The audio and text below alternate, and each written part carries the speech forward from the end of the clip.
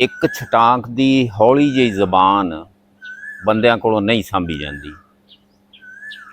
ਅਵਾ ਤਵਾ ਬੋਲਣ ਲੱਗੇ ਨਹੀਂ ਵੇਖਦੇ, ਵੱਡੇ ਛੋਟੇ ਦਾ ਦੀਦ ਲਿਹਾਜ਼ ਨਹੀਂ ਕਰਦੇ, ਆਸਾ ਪਾਸਾ ਨਹੀਂ ਦੇਖਦੇ, ਚੰਗੀ ਮੰਦੀ ਮੂੰਹ ਚੋਂ ਗੱਲ ਕੱਢਣ ਲੱਗਿਆਂ ਨਹੀਂ ਸੋਚਦੇ, ਸੁੱਕੀ ਚੌਧਰ ਜਗਾਉਂਦੇ ਨੇ।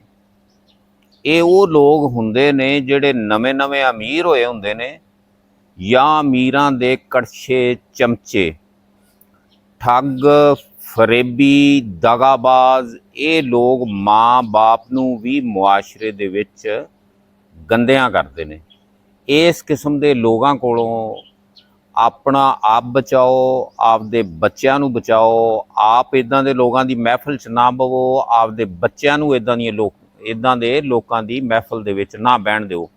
ਅੱਲਾਹ ਤਾਲਾ ਦੀ ਜ਼ਾਤ ਤੁਹਾਨੂੰ ਆਪਦੇ ਹਿਫਜ਼ੋ ਅਮਾਨ 'ਚ ਰੱਖੇ। ਖੁਸ਼ ਰਹੋ, ਹੱਸਦੇ ਵਸਦੇ ਰਹੋ। ਗੱਲ ਚੰਗੀ ਲੱਗੀ ਹੋਵੇ ਤੇ ਅੱਗੇ ਸ਼ੇਅਰ ਕਰ ਦਿਆ ਜੇ। ਮੇਰੇ YouTube ਦੇ ਚੈਨਲ ਪੰਜਾਬੀ ਡੇਰਾ 1 ਨੂੰ ਸਬਸਕ੍ਰਾਈਬ ਕਰ ਲਿਆ ਜੇ। ਅੱਲਾਹ ਹਾਫਿਜ਼।